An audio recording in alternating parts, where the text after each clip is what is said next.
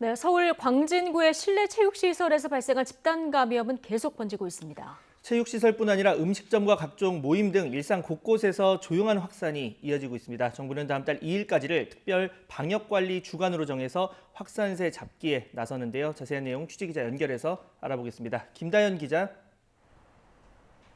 네, 서울 광진구의 실내 체육시설 앞에 나와 있습니다. 예.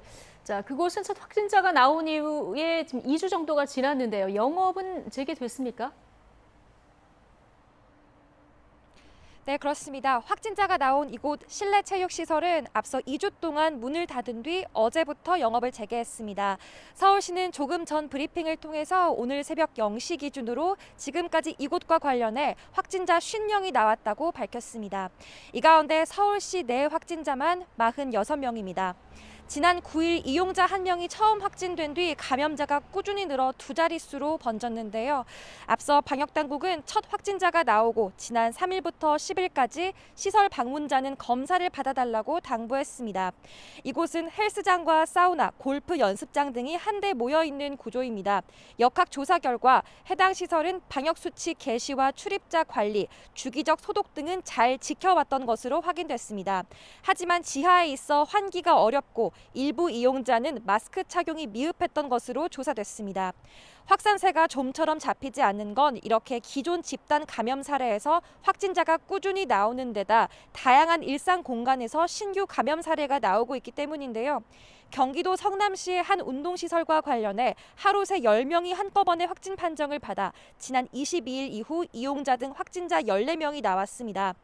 서울시는 최근 일주일 동안 직장 관련이 가장 많았고 카페와 음식점, 모임, 다중이용시설 등이 뒤를 이었다고 설명했습니다. 주요 사례를 보면 서울 강남에 있는 댄스 연습실과 이미 백신 접종이 이뤄진 성동구의 돌봄시설에서도 잇따라 확진자가 나왔습니다.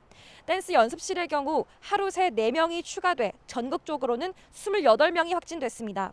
서울시는 수강생과 강사가 연습실을 옮겨 다닌 점이 추가 전파에 영향을 준 것 같다고 설명했습니다. 다음 달 어린이날 등 연휴가 이어지는 만큼 지금이 4차 유행을 막는 분수령이 될 거란 분석이 나오고 있습니다. 심상치 않은 증가세에 정부는 이번 주를 특별 방역관리 주간으로 정했습니다. 핵심은 공공부문의 회식과 모임 금지입니다. 업무 외 만남은 자제해달라는 취지인데요. 다음 달 2일까지 일주일 동안 각 부처와 지자체, 공공기관을 중심으로 재택근무와 시차 출퇴근제도 확대합니다. 기업 등 민간 부문 참여도 독려하는데요.